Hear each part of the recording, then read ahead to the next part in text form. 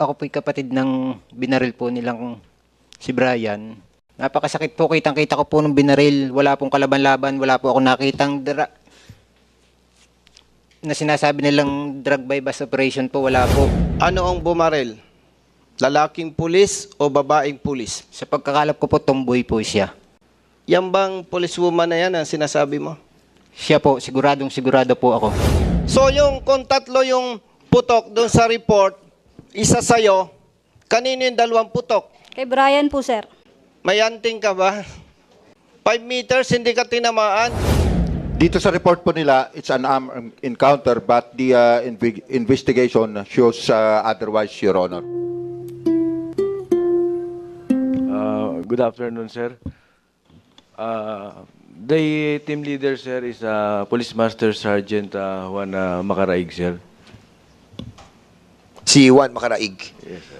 Have they complied also with the requirements of the bypass operation, which is in accordance with your manual of operation, to have submitted a pre-planned operation? Yes, Your Honor, except for the test by, Your Honor. The posure. Wala silang posure buyer during the time. Meron po during the operations, meron po silang poster buyer. Oh, then what happened? Hindi hindi nagkaroon ng test buy. Wala pong test buy, pero yung buy ba, sir, nangyari po. Nangyari yung buy bust. Apo. At nangyari to during the time ng anong oras yan nangyari? At around 7 p.m. in the evening, sir, of May 28, sir. 7 p.m. And 6 officers were involved, yung 6 na to.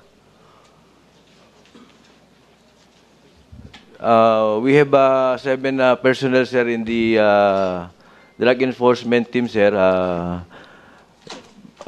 Two are investigators. So yung sa bypass operation, sir, 5 po yung involved, sir. 5 Yes. yung involved. Siguro, we'll ask the yung family, can you kindly po sa amin, kwento ang nangyari sa sinasabi nila that it was a bypass operation, and according to your narration to Deputy Speaker and to us, it was not. So, you have the floor. Ito yung pagkakataon nyo. Magandang hapon po. Bali po, ako po'y kapatid ng binaril po nilang si Brian.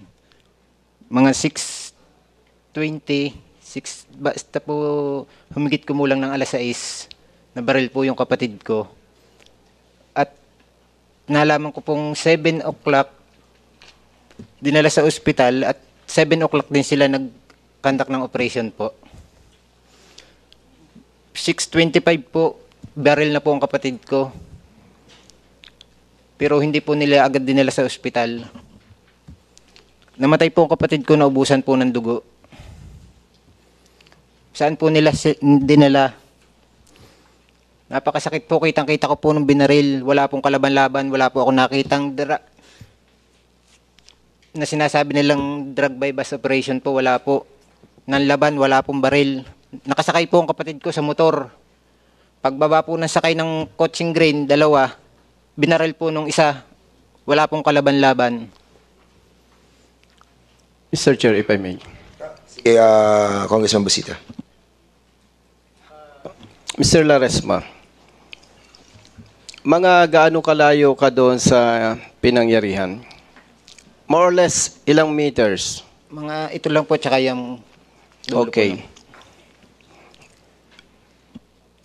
Colonel Litag, Mr. Chair, nandiyan ba si Police Master Sergeant Macaraig? Dito po, Your Honor. Mr. Chair, pwede ba kay Mr. Police Master Sergeant Macaraig? Nandiyan ba? Yes, andyan. Sige, you can ask question, Congressman Busita. Ilan yung operatives do sa insidente na yon? Bali po ay 5, Your Honor.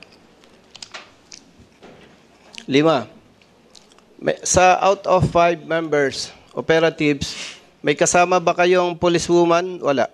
Meron po, Your Honor. Okay. Thank you, Mr. Chair.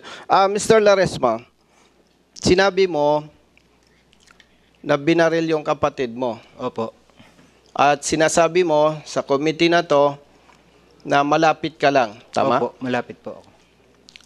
Doon ba sa nakita mo, ano ang bumaril? Lalaking pulis o babaeng pulis? Sa pagkakalap ko po, tomboy po siya. So, babae. Babae po. Mr. Chair, nandiyan po ba si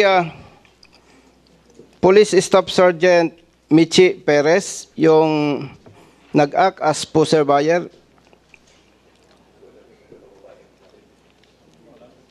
Your Honor, andito po.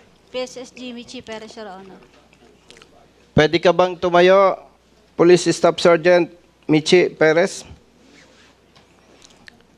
Mr. Laresma, sabi mo, babae yung bumaril sa kapatid mo. Opo. At base sa team leader, isa lang yung kasama. Opo. Yan bang policewoman na yan ang sinasabi mo? Siya po, sigurado po ako. Okay, thank you, Mr. Chair. You may take your seat, Police Staff Sergeant Michi Perez. Michi Perez, base doon sa report na nakarating sa Regional Director ng Police Regional Office 4A, General Lucas, ikaw ang nag-act as poster buyer, tama? Yes po, Your Honor. Nagkaroon ba ng bentahan? Wala. May bentahan po, Your Honor. So, nakabili ka? Yes, Your Honor. Nandito rin sa report na nakita mo, allegedly, na may firearm. Nakabukol. Itong nasawi. Tama? Yes, Your Honor. Paano mo nasabing may sidearm siya?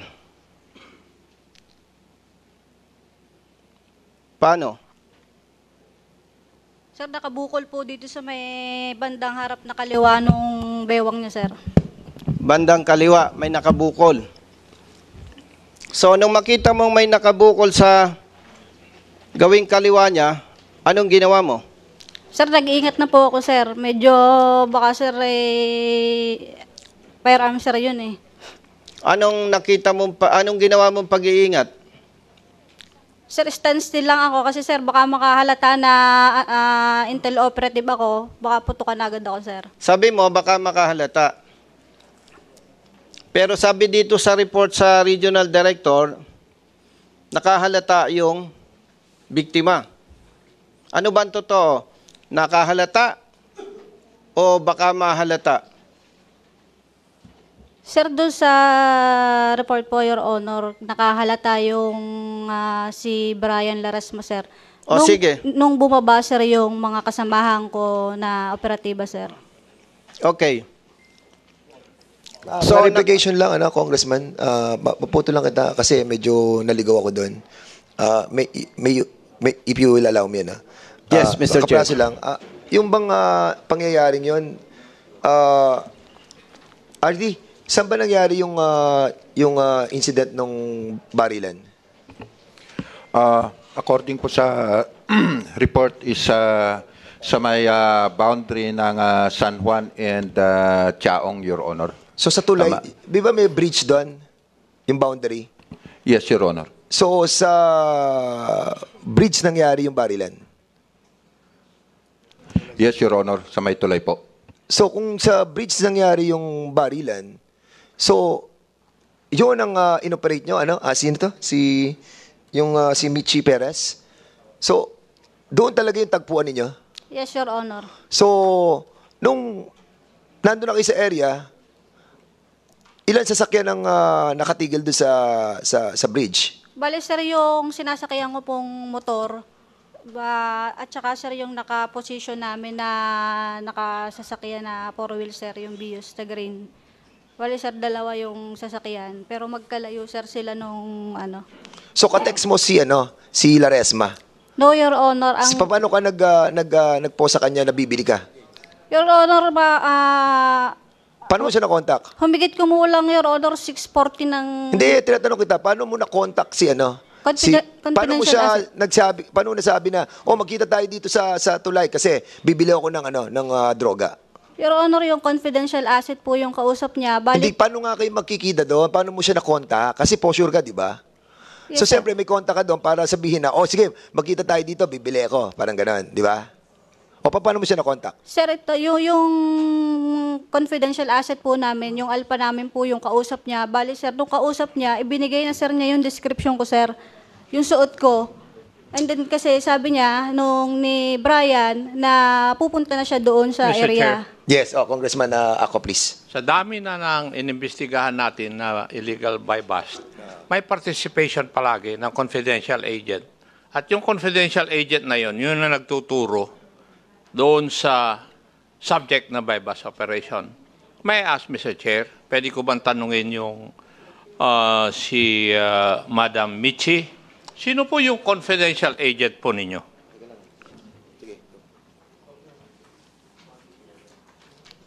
Sir, confidential po yun, sir. Paano ko po malalaman, Madam Michi, na nagsasabi ka ng totoo? Sir, dahil That's a yun, very good excuse yung sinasabi nyo. Now, matanong kita, alam mo ba kung yung confidential agent ninyo ay official confidential agent ng PNP? Huwag mo akong papasukin doon at baka ikaw ang maiipit. sorry, Your Honor. Yung confidential agent mo niya, official na confidential agent ng PNP? O agent nyo lang? Sir, ano po siya, BIN, sir? Sagutin mo ako. Hindi mo sinasagot yung tanong ko. Official po, sir. Ano? Official po, sir. Official. Nakalista sa official agent ng PNP. Baka hindi mo alam ang ibig sabihin nung nakalista sa official agent ng PNP. I do not know kung na-assign ka na sa intelligence unit ng Philippine National Police. Ngayon, sagutin mo ako. Meron ba siyang appointment na confidential agent ninyo? O house siya na agent lang ninyo? Sir, meron talaga, sir, appointment, sir. Mr. Chair, may I request whoever is in possession of that authority that he or she is a confidential agent be submitted to this committee? Yes, we'll be Because asking if for that. she is found lying, kagaya ni Honorable Paduano, papako-cite in contempt ko rin siya. Yes. Thank you, Mr. Chair. Yeah, Michi, with the indulgence of Congressman Basita, I'm sorry, very crucial lang itong i-discuss natin. Michi Perez, may we remind you, again, lagi namin sinasabi to, binibigyan namin ng pagkakataon. Huwag ka magsisinungaling dito talaga. So, ang sinasabi mo, may nag-text sa kanya, kaya pumunta si Brian Laresma doon sa tulay para magpalitan, di ba, ng pagbili ng drug at yung pera, di ba? Bibigyan ka namin ng pagkakataon na yung confidential agent mo, ano sinasabi mo, confidential informant mo, na umattend sa susunod na hearing namin. Okay? And inform us of those communication or texts that transpired between Brian and that informant. No?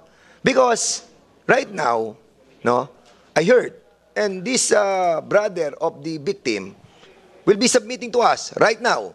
Sasabit sa amin yung kanilang texts na doon sila magkikita ng kapatid niya at doon niya ibibigay yung pera ng pambili noong tinatawag na solar fund. Do you have the copy of that text between you and your brother? Meron po. Yes. So, Michi, if I see this communication between him and his brother, na doon sila magkikita sa tulay na yon, at hindi mo maipadadala sa amin yung informant mo na nagsasabi na si Brian at yung informant ay magkikita doon sa tulay na yon, then we will be citing you in contempt. Now, we will give you a chance, Michi. Ibigay mo sa amin right now kung sino yung informant mo, and then we will be asking him or her to be in here. And you, Mr. Laresma, kindly submit to us yung dokumento na nagte-text ikaw at ang brother mo. Congressman Busita, now you have the floor. Thank you, Mr. Chair. Sergeant Perez. Mr. Chair, noong makita mo na sabi mo may nakabukol sa kaliwang baywang, ano yung ginawa mo?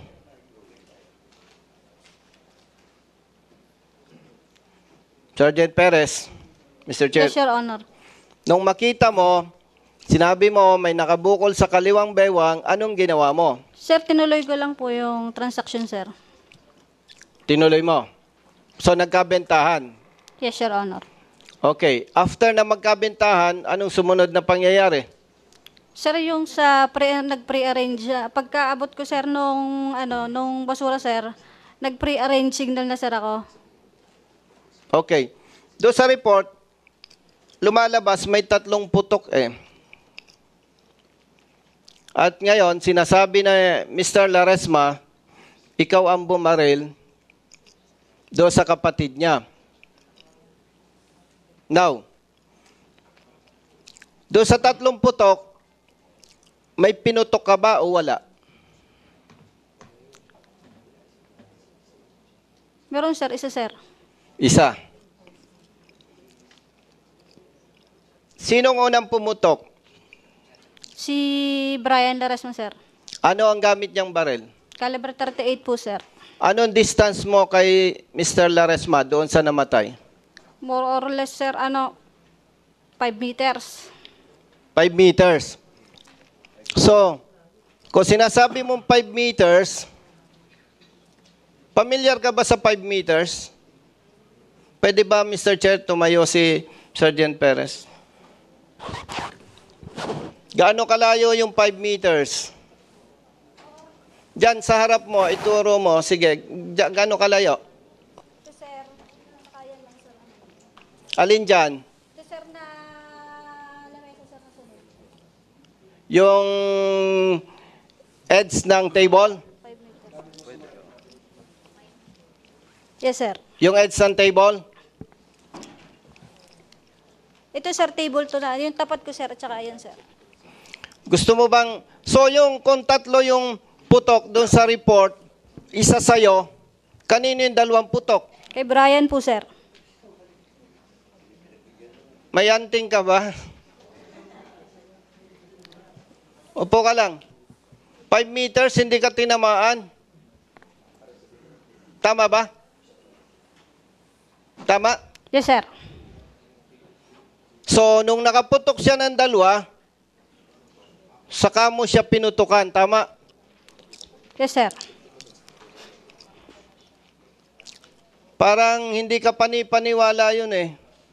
Kasi naka2 putok muna siya bago ka pumutok, Mr. Chair. Anong height ni Mr. Laresma, yung namatay? More or less, sir, 5'6", sir. 5'6", more or less. Bakit ang tama sa paa? Anong intention mo?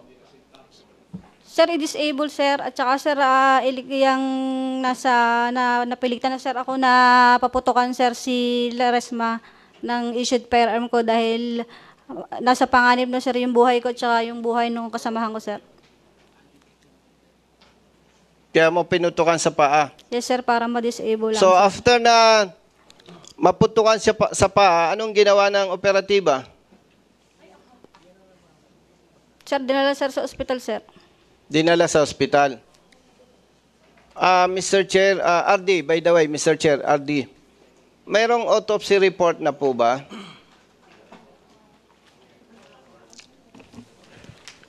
Positive po, Your Honor. Ano daw po ang cause of death ng ano? The cause of death was due to a gunshot wound to the lower extremity, Your Honor. Okay. Sergeant Makaraig, Mr. Chair, Yes, sir. totoo ba yung report na yung Bios green, walang plaka? Yes, Your Honor. Ganon din yung motorsiklo? Yes, Your Honor. Kanino yung Bios na kotse? Service po naming mga intel, Your Honor. Okay, service. Pero kanino nakarehistro yon? Bali po sa paggamit po ng LGU. So, sa local government unit. Yes, sir. Tanong, bakit walang plaka? Tinanggal po namin sa Your Honor dahil sa dami na po ng aming nahuli ay kilala na po yung sasakyan namin ng karamihang mga adik, Your Honor. Yung motorsiklo na walang plaka, kanino yon? Doon po sa inuulit ni Paces G. Perez na alpa niya. Okay, Alpha. RD, Mr. Chair, tama ba na pag nag-operate walang plaka? No, Your Honor. Okay. RD, hindi naman po kayo mag-general kung hindi kayo dumaan sa lahat ng mga assignments like operation, intelligence, admin functions.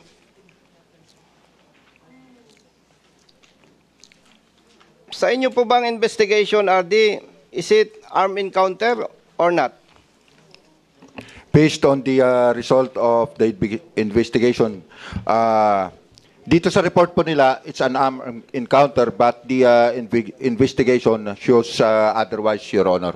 That's why nga po nakapag-file tayo ng murder case sa Lucena, and nagkaroon po tayo ng pre-charge sa investigation sa admin naman, Your Honor. So, yun lamang po, Mr. Chair. Okay, by the way, balikan ko lang para malinaw, no?